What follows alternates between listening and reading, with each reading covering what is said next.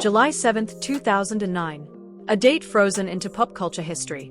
Every major broadcast network, every flashing camera, every global headline pointed toward one location: Los Angeles. Inside the Memorial Arena, grief had become a performance of its own. Celebrities dressed in black filled the seats, expressions carefully captured from every possible angle, as the world gathered to mourn the man known as the King of Pop, Michael Jackson. But hidden inside all that public sorrow was something almost nobody could explain. In the section reserved for the people believed to be closest to him, one seat remained untouched. One name never appeared. Macaulay Culkin was missing. For many people, that absence felt impossible to ignore. This was not just another celebrity connection. To the public imagination, Macaulay had long been seen as one of the few people Michael trusted beyond cameras, headlines, and fame. The child actor the world once knew from Home Alone had shared years of public friendship with Jackson, appearing beside him through moments that attracted admiration, questions, and endless media attention. So why, on the biggest farewell stage in entertainment history, did he disappear completely? Was it distance? Disagreement? Or was there something stranger beneath the silence, an unspoken decision to avoid turning private grief into public theater? Years later, people would continue debating that absence. Some called it disrespect. Others saw something entirely different. What if staying away was not abandonment at all? What if disappearing from the cameras was its own final gesture of loyalty? A quiet refusal to stand among flashing lights and televised emotion.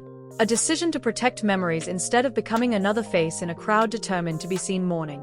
That question still hangs over that night like unfinished history.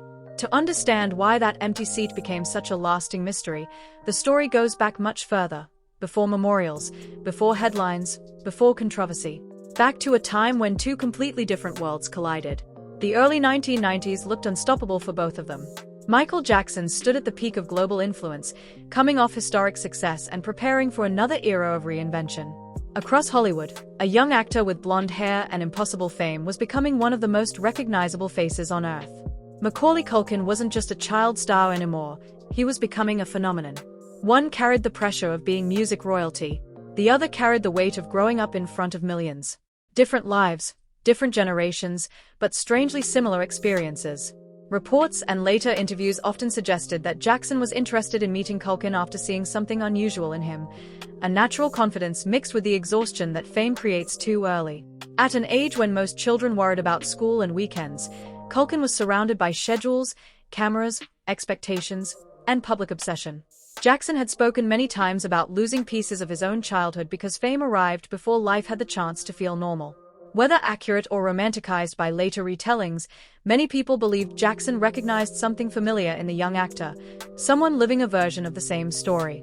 Their connection eventually became visible to the public through Black or White. Culkin appeared in the opening moments of the project, bringing youthful rebellion and energy before the performance shifted into Jackson's larger message. Released during a period of social tension and conversations about identity and division, the video tried to present transformation, change, and the idea of crossing boundaries. Culkin's presence wasn't viewed simply as celebrity casting, it represented youth standing at the entrance of a changing cultural moment. Outside productions and public appearances, stories about visits to Neverland began appearing more frequently. Away from stages and film sets, that unusual friendship became one of the most talked about relationships in entertainment, admired by some, questioned by others, but impossible to ignore. Neverland was never presented as an ordinary home. It looked more like something suspended between fantasy and memory, a private world built from attractions, hidden corners, movie screens, open land, and endless attempts to recreate something impossible to hold onto forever: childhood. For Michael Jackson, Neverland represented an escape from expectations. For Macaulay Culkin, as he would later describe years afterward, it became a temporary shelter from cameras, schedules, and a life that never truly belonged to a child. But what made Neverland feel magical to some became controversial to others. The age difference, the public appearances, the constant visits, everything fed an industry addicted to suspicion. Throughout the 1990s and early 2000s, headlines multiplied faster than facts. Photos were transformed into narratives. Moments became accusations. Entertainment media treated every image as fuel for speculation. Yet despite decades of assumptions, Culkin consistently returned to the same explanation whenever asked. He described ordinary evenings, watching movies, playing games, talking, existing without performance. Years later, When public scrutiny reached its highest point, he publicly stood by that version of events and rejected interpretations that turned their friendship into something darker. What remained unchanged through time was the way Culkin spoke about Jackson. His words rarely shifted. He framed their connection as something built on recognition rather than celebrity, two people introduced to fame before they understood what growing up actually meant. Whether audiences accepted that explanation or not, their story became another example of Hollywood's strange contradiction, a place that constantly celebrates unusual connections while questioning whether unusual affection can ever be genuine. Then suddenly, the center of that story disappeared. June 25, 2009. What began as another ordinary afternoon exploded into breaking news across the planet. Reports emerged from Los Angeles that Michael Jackson had suffered a medical emergency and been transported for treatment. Within hours, confirmation arrived. The man whose image had dominated generations was gone. The shock felt unreal because it arrived at the exact moment the world expected a return. Jackson had been preparing for this as a massive comeback intended to remind everyone that icons never truly fade. Tickets had already become cultural currency. Expectations had reached impossible levels. Then, overnight, anticipation became mourning. As investigations unfolded, public emotion turned into endless analysis.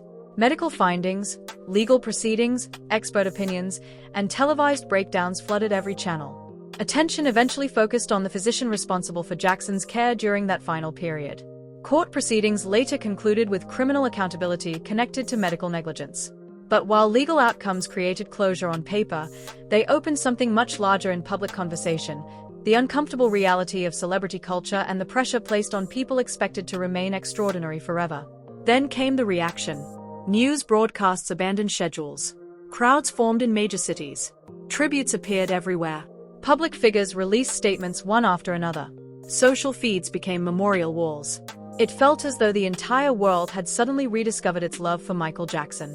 But beneath all the emotion sat a question nobody wanted to ask. Where had that affection been before? For years, many of the same circles now expressing heartbreak had participated in criticism, distance, silence, and public ridicule. Suddenly those old narratives vanished. Industry figures who once kept their distance now rushed to tell stories. Networks that once chased controversy shifted into celebration. Grief became visible everywhere, and visibility became valuable. In the middle of that global wave, attention slowly moved toward one person: Macaulay Culkin. Reporters waited. Cameras followed. Entertainment outlets prepared headlines before hearing a single sentence. People expected tears, interviews, dramatic statements, something emotional enough to dominate news cycles. Instead, nothing. No public appearance. No carefully written tribute. No emotional interview. No performance of grief. Only silence. And then came July 7th. 12 days after Jackson's death, Los Angeles became the center of a worldwide broadcast unlike anything entertainment had seen before. What was announced as a farewell quickly grew into something much larger, a global event designed with the scale, precision, and production value of a major television spectacle. Millions tried to secure access. Registration systems became overwhelmed. Tickets transformed from symbolic invitations into objects people desperately chased. Demand exploded beyond imagination. The world didn't simply want to remember Michael Jackson. It wanted to witness remembering him.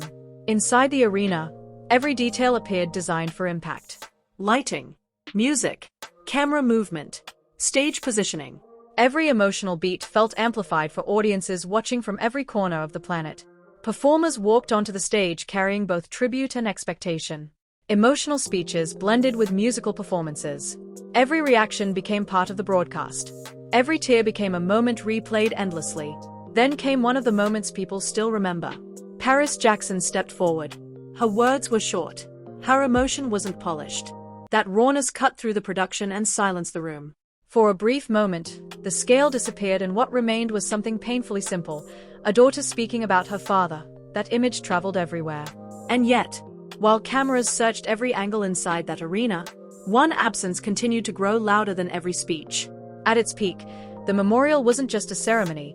It had become a global broadcast phenomenon operating on a scale the world had never witnessed before. Billions of viewers were connected through television networks and early streaming systems, turning a single farewell into a shared planetary experience. Analysts later placed the audience reach in the billions, positioning it alongside the most historic global broadcasts ever recorded. Comparisons were instantly drawn with landmark moments like Princess Diana's funeral, the inauguration of Barack Obama, and even the Apollo 11 moon landing. Each of those events had defined an era, yet this one stood apart because it merged grief with live entertainment production in real time. In the United States alone, tens of millions were tuned in simultaneously, creating a surge so massive that media servers and news platforms struggled under the pressure. International outlets reported unprecedented spikes in traffic, with networks temporarily slowed by the sheer volume of viewers attempting to witness the same emotional spectacle. It wasn't just television anymore. It had become a global synchronization of attention, where nearly every continent was watching the same moment unfold together. But within that overwhelming scale of public emotion, one detail refused to fade into the background. One absence kept resurfacing in conversations, headlines, and online debates. Macaulay Culkin. While the world focused on tributes, performances, and carefully orchestrated moments of remembrance, people kept asking the same question. Where was he? On the day Los Angeles turned into a lockdown zone of controlled access, security barriers, and relentless media presence, Culkin was nowhere to be seen. No arrival footage. No red carpet glimpse. No distant camera capture of him entering or leaving the venue. It was as if he had stepped entirely outside the system that was documenting everything else in real time. Even more striking was the absence of any official communication. No statement from representatives. No public message. No emotional post crafted for audiences expecting closure. In an era where celebrity grief was often performed through carefully timed tributes and media appearances, his silence stood out like an unanswered question in a room full of noise. And that silence did not go unnoticed.